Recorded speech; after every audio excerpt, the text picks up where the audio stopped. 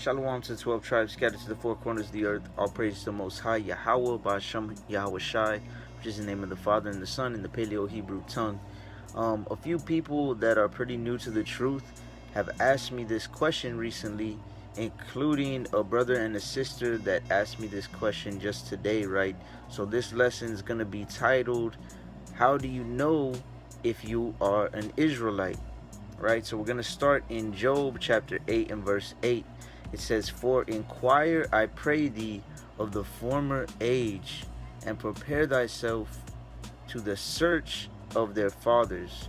So we are supposed to make an inquiry or look into, in other words, and search to find and see who our forefathers were, right?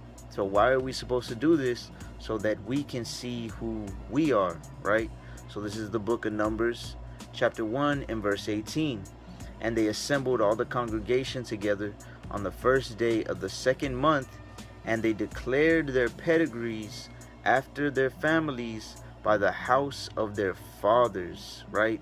So Israelites, since way back in the days, right, since thousands of years ago, they declared their pedigrees, or they decided their lineage according to their fathers, right? According to their father's seed line.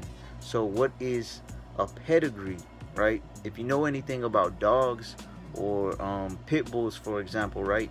You got blue nose, you got XXL, you got red nose, you have all these different types of pit bulls, right?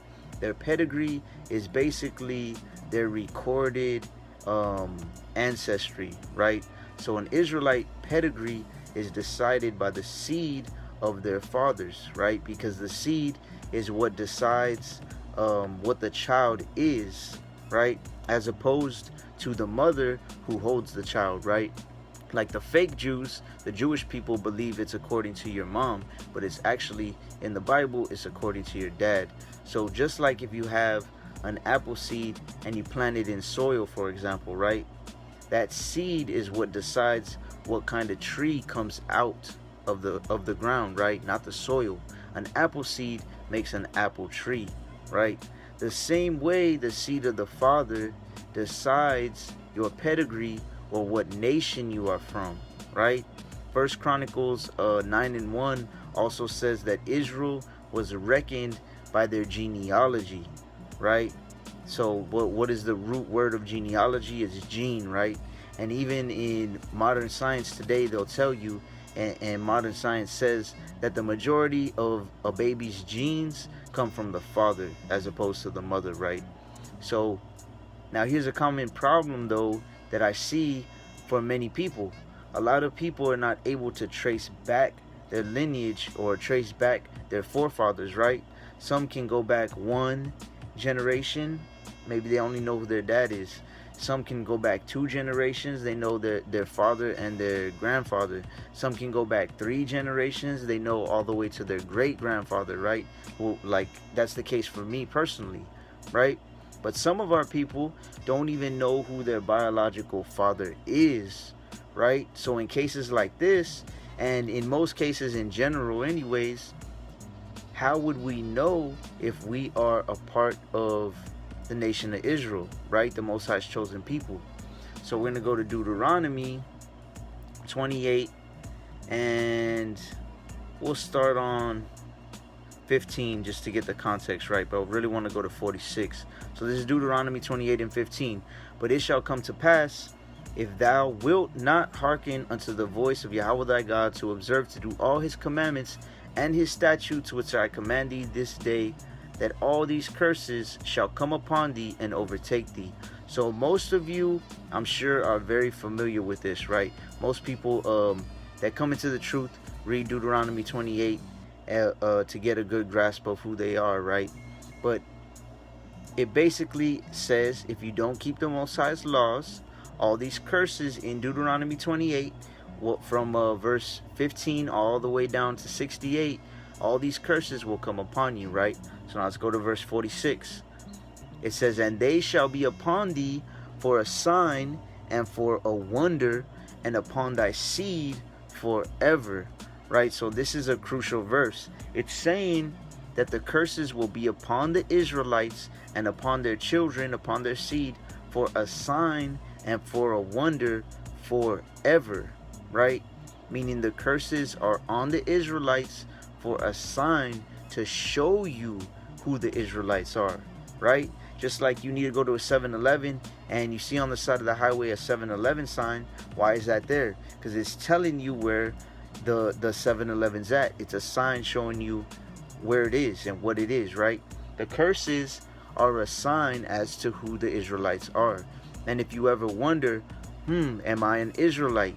And you and your forefathers have been through all these curses, the majority of these curses in Deuteronomy chapter 28, then that is a sign, if in case you're wondering as to if you are Israel or not, right? So the curses are a huge indicator as to you being an Israelite, right? Which I could do a more in-depth lesson on the curses soon, Most High willing, but I'm just gonna go ahead and keep going with this lesson for now. So look through the curses on your own and see, have I been going through these curses, right? Like, for example, one of them says you will plant a vineyard and you're gonna pick the fruit, but you're not gonna eat of it, right? For example, my first job out of high school, or when I was still in high school actually, was picking grapefruits, right? Picking toronjas is what we call them. And that's exactly what I did, man. A lot of other curses I could go into that I've been through, but that's just one of the simplest examples, right? So now this is the book of John chapter 8 and verse 47. He that is of the Most High heareth the Most High's words. Ye therefore hear them not, because ye are not of the Most High. So an Israelite that is chosen by the Most High is going to hear his words, right? They're gonna listen to what his words have to say, right? Now we always gotta put precept upon precept, of course, and remember that in Baruch 2 and 30 and many other verses, the Most High said that Israel will not hear him because they're a stiff-necked people, right? So a lot of Israelites aren't gonna want to hear this word anyways, but those that he chose, like it says also in Baruch chapter 2, shall remember themselves in the land of their captivity, especially now in these last days, right? And they're going to want to hear the word of the Most High, right? Those that he chose to be able to wake up to the truth and get this knowledge, wisdom, and understanding are going to. So now let's go to the book of Romans chapter 8 for one more hint as to who the sons and daughters of the Most High are, right? AKA the Israelites. So this is Romans chapter 8 and verse 14.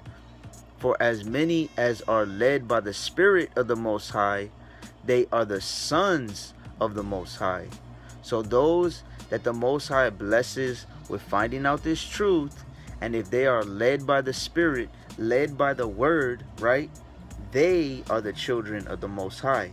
They are Israel, right? Because like it says in 2nd Ezra's 3 and 36, it says, thou shalt find that Israel by name has kept thy precepts, but not the heathen, right? Israelites are the ones that are coming back to the Bible and realizing that our power, our true power, is following the Most High and following his laws, keeping his faith in his word, right? So this is Romans 8 and 16. The Spirit itself beareth witness with our spirit that we are the children of the Most High. So the Spirit bears witness with our spirit that we are the children of Yahweh, right? In John 6 and 63, Yahushua, our Messiah, says, the words I speak unto you are spirit and they are life. This word is the Spirit, right? It's the Spirit of the Most High. And when you are an Israelite and you read the curses and the things that the Israelites have gone through and are still to this day going through, it will bear witness with your own spirit, right? With your own personal spirit, that's what you are, and that's what your people have been going through and you are going through to this day, right? You will bear witness, you will be able to confirm, you will be able to testify or attest to you being an Israelite by you going through those things personally, right? Because the Most High will make that known to you in your spirit through his word and through his spirit, right? So now some people will say you have to have, for example, some people say you have to have a certain type of DNA in order to be an Israelite, right? But nowhere in the Bible, of course, are you going to find that, or does it say that. The Bible says that the curses and the spirit is going to tell who Israel is, right? Not some DNA test, man. Sirach 12:10 says, never trust thine enemy, for like as iron rusteth, so is his wickedness. So you have to think, who makes DNA tests? Who tells you what your DNA is when you pay for these tests? The enemies of Israel are the ones doing these tests, right? And therefore they cannot be trusted, right? Brothers have told me that they've gotten 2, 3, 4 different DNA tests from different companies, and they all come back with completely different results, right? So you cannot trust DNA to tell you if you are an Israelite or not. That is trusting in man, right? We're supposed to trust in the Most High and not in man. You are trusting a man to tell you, I tested your DNA and it says you're this, okay, you're an Israelite, or okay, you're not an Israelite, right? Another common thing is other brothers will say you have to be dark skinned in order to be an Israelite, right? But exactly how dark would you have to be then to be considered an Israelite according to that doctrine, right? Like, what's the lightest shade of dark skin can you be and still be Israel according to that false doctrine, right? If you look at brothers like Blake Griffin, for example, right? And you look at his father, right? And then you look at Blake, and then you look at his son, you'll see that just in those 2 different generations, they went from being what those type of Israelites would say, judging by appearance, would say is an Israelite, to what they would say is not an Israelite, right? In just 2 generations, just because they're basing it off of appearance as opposed to basing it off of the seed line, or as opposed to basing it off of the curses, right? Which is why even Yahushua said, judge not according to the appearance, but judge righteous judgment, right? That's John 7:24. So we have to make sure that we're not doing that, not judging purely off of appearance, right? Because there are people who you may think aren't Israelites just based off the appearance, right? You're going to think that they aren't Israelites, but they really are. And then on the other hand, you're going to have people that you think are Israel just by looking at them, basing it off of appearance purely. But then you're going to realize that they really aren't. Or you may not even realize it, but they aren't. Because if you read Judges, the 3rd chapter, it tells you that the Most High left other nations amongst Israel to test them, right? He left other nations of people amongst the Israelites to see if they would follow after those people and follow after those ways, or if they would follow after the Most High in his ways, right? And guess what? Back then, Israel started marrying with them and started following after their ways and even their gods, right? So Ecclesiastes 1:9, as most of y'all know, says that there's no new thing under the sun, right? What's been back then is happening now, today. So we have to be careful and keep in mind that there's other nations among us that look like us, right? And we may think that they are Israel, but they really aren't, right? And that's why we always got to try people's spirits. We got to test the spirit, right? And see if they are truly bearing witness in the spirit and bearing the fruits of the spirit, right? So another thing to keep in mind is the story in Matthew 13 about the wheats and the tares, right?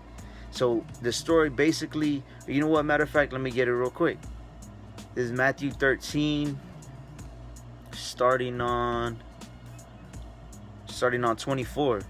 So it says, another parable put he forth unto them, saying, the kingdom of heaven is likened unto a man which soweth good seed in his field. But while men slept, his enemy came and sowed tares among the wheat, and went his way. But when the blade was sprung up and brought forth fruit, then appeared the tares also. So the servants of his householder came and said unto him, Sir, didst not thou sow good seed in thy field? From whence then hath it tares. He said unto them, an enemy hath done this. The servant said unto him, wilt thou then that we go and gather them up? But he said, nay, lest while ye gather up the tares, ye root up also the wheat with them. Let both grow together until the harvest, and in the time of the harvest I will say to the reapers, gather ye together first the tares, and bind them into the bundles to burn them, but gather the wheat into my barn. Right? So this is Yahushua saying that the wheat is going to be those Israelites that are following his law, statutes, and commandments, right? The tares are going to be the other nations, and they're also going to be the Israelites, mainly the Israelites, because he said, gather them first, right? Gather the tares first, and do what? He said he's going to destroy them, right? He's going to burn them up.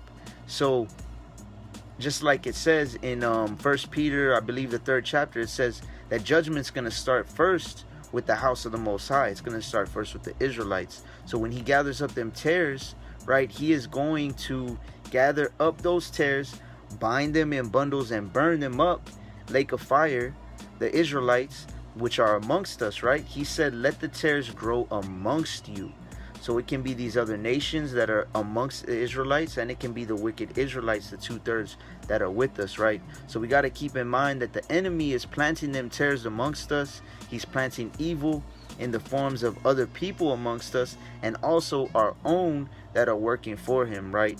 So I hope this lesson was edifying, especially to you brothers and sisters that were asking me questions about it and are pretty new to this truth when it comes to the basic understanding of being able to tell who Israel is, right?